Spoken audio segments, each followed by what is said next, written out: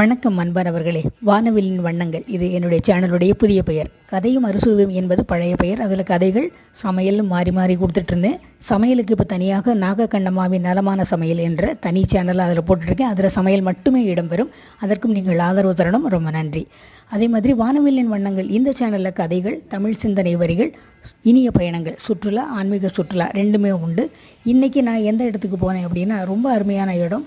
Chennai தாம்பரத்துலேருந்து 10 kilometre தொலைவில் இருக்கிற வேளச்சேரி முக்கிய சாலையிலேருந்து வடக்கு நோக்கி போனோம்னா ராஜகீழ்பாக்கம் பக்கத்தில் இருக்கிற மாடம்பாக்கம் தேனுபுரீஸ்வரர் கோயிலுக்கு தாங்க போனேன். கோவில் ரொம்ப அருமை, அமைதி, சோலை, குளம் எல்லாம் பார்த்தோம்னா மனசுக்கு ரொம்ப நிம்மதியாக இருந்தது. முன் வாசல், அதாவது நுழைவு வாயில் 5 நிலை கோபுரம், 7 நிலை கோபுரம் அந்த மாதிரி எதுவுமே இல்லை. அப்படியே நிற்கிது தூணோடையே.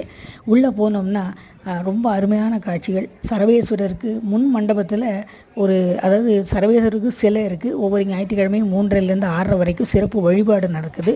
ஸோ இப்போது அங்கே வேண்டிக்கிறவங்க இருக்காங்க. தலவிருட்சம் வில்வ மரம், தீர்த்தம் கபில தீர்த்தம். இங்கே வேண்டிக்கிட்டு தொட்டில் கட்டுறாங்க, மஞ்சக்கயிறெல்லாம் கட்டி வைக்கிறாங்க. அதெல்லாம் அவங்கவுங்க நம்பிக்கை. அதுவும் நல்லா தான் இருக்குது, திருப்தியாக இருக்குது.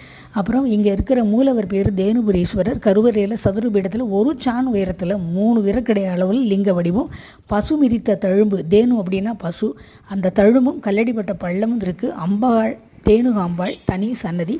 சிவன் கோயிலுக்குரிய எல்லா அம்சமும் இருக்குது. ஆனால் தட்சிணாமூர்த்தி ஆலமரத்தில் இல்லை. துர்கை கையில் கிளி இருக்குது. ஸோ சில சிறப்பு அம்சங்களும் இங்கே இருக்குது. கருவறை விமானம் கஜபிருஷ்டம், அதாவது யானையுடைய பின்புறம், அதற்கு மாடம்னு பேர். அதனால தான் இந்த ஊருக்கு மாடம்பாக்கம், இந்த கோவிலுக்கு மாடம்பாக்கம் தேனுபுரீஸ்வரர் என்ற பேர் இருக்குது.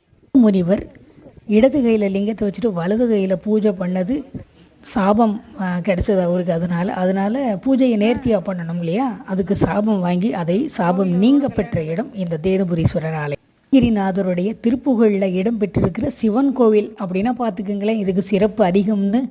நீங்களும் ஒரு முறை இந்த கோயிலுக்கு சென்று தரிசனம் செய்து வாருங்க, புண்ணியம் பெறுங்கள்.